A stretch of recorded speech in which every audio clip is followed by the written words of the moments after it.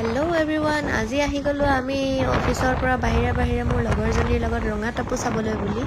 আৰু মুভিখন কেনেকুৱা হৈছে চাবলৈ বহুতে এক্সাইটমেণ্ট এটা আছিলে, সেই গতিকে আহি গ'লোঁ। বৰ্তমান আহি পাই গ'লোহি আৰু টিকেটটো কাটি লওঁ।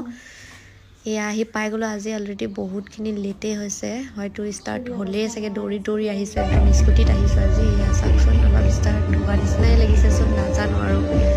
যাওঁ, চিটত বহি লওঁ দুইজনীয়ে। এয়া আমাক চিট দেখুৱাই দিছে, একেবাৰে চুপৰ চিট। আজি দুইজনীৰে যা বহি চাব লাগিব আৰু মাই গড লৈ এয়া চাইছোঁ আৰু কৰি থাকিব নালাগে। ভাতকেইটা সোনকালে বনা, বৰ ভাগৰ লাগিছে। মনটো কিবা ভাল লাগি থকা নাই অ। খোৱাৰ আগত বাহিৰে বস্তুৰ কথাবোৰ ভাবি থাকিবি। কিমান দিন কৈছো বুকুত হাত থৈ নুশুবি। উমেশ্বৰী বাইদেউৰ পৰা সৰিয়হকেইটা চৰাই আনিব লাগিব। এইটো চিনত তাইক গা ধুওৱা দেখাইছে আৰু অমিতা এটা কাটি অমিতাৰ টুকুৰা এটাই মুখ ধুওৱা দেখাইছে।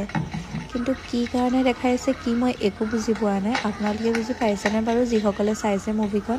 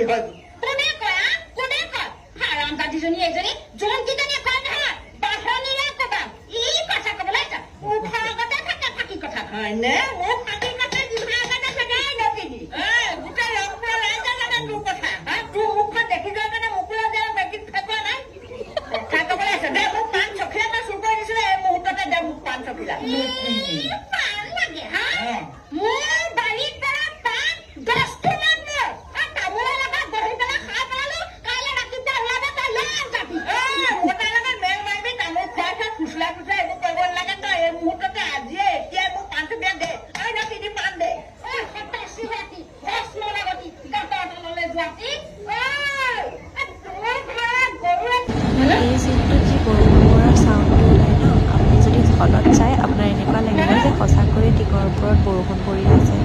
একদমেই মানে জেনুইন বৰষুণৰ চাউণ্ড বুলি কৈছোঁ নহয়।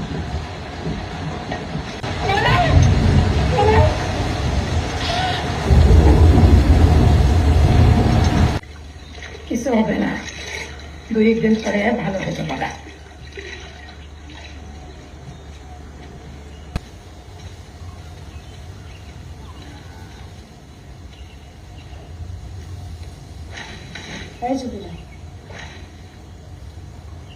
এটা নি, এটা লাগাইলে আরাম পাবি।